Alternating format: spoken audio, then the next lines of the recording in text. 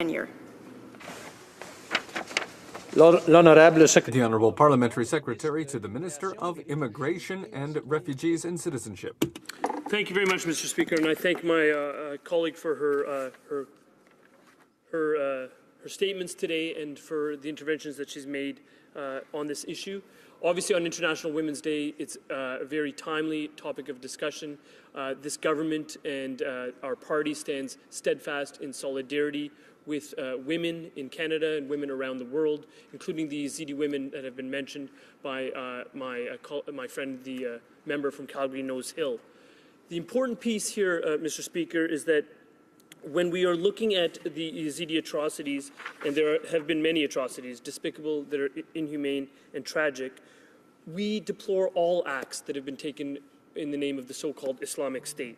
Loathsome murderous actions towards the Yazidi people, loathsome murderous actions towards all people. These terrible attacks, of course, have contributed greatly to the Syrian refugee crisis that captured the attention of governments and people around the world, including here in Canada. Mr. Speaker, it goes without saying that the response to the crisis here in Canada has actually been overwhelming. In terms of what we have seen, it has been a complete national effort, an effort that is large-scale. It involves government actors. It involves non-government actors, Mr. Speaker. It involves private sector individuals. It involves service provider organizations. We are the only country on the planet, Mr. Speaker, that actually involves the private, has an entity called private sponsorship when we're bringing in refugees.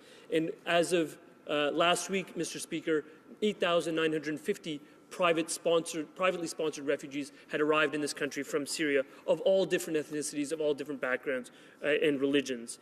Those groups span the entire country. There are many groups in my riding itself, such as Roncesvalles Refugee Relief, the Junction Helps. It expands beyond that, Mr. Speaker, to include other entities that are assisting with the settlement once people arrive. And this is truly the best of what is the Canadian spirit. We've had people like Dr. Anna Banerjee and the Parkdale Community Health Centre emphasizing the health outcomes and working on the positive health outcomes of Syrian refugees. We've had clothing drives by people like Laura Jean Bernhardson of the Fresh Collective, and the Humbercrest Public School has done a coat drive.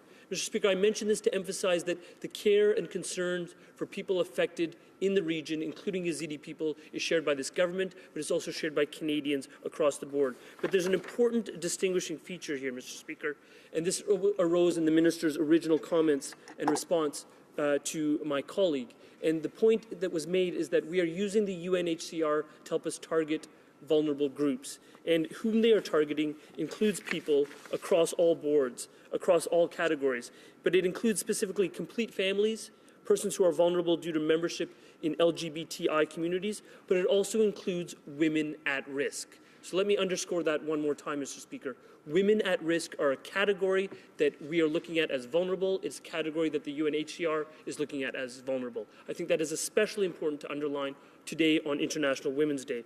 But more importantly, Mr. Speaker, and this cannot be emphasized enough, is that when we are bringing in Syrian refugees, we are doing it in a manner that is ethnically and religiously blind. And I cannot emphasize enough, I've said this in this House before, I will say it again, Mr. Speaker, this stands in stark contrast to the policies of the previous government. My colleague's party chose to be selective in who was let in and who was not let in into this country. In documents tabled in this House in response to a question on the order paper put forward by the NDP opposition critic, all of our suspicions were confirmed that the previous government targeted religious and ethnic minorities to the detriment of other groups. We are not doing this, Mr. Speaker. We accept any person into this country that meets the Geneva Convention definition of a refugee, regardless of their religion. Be they a minority Yazidi, be they a majority Sunni Muslim, Mr. Speaker. Religious hierarchies have no place in this government or in this country, and we are ending that kind of policy. Thank you. The honourable member for Calgary Nose Hill. Mr. Speaker, in a minute and a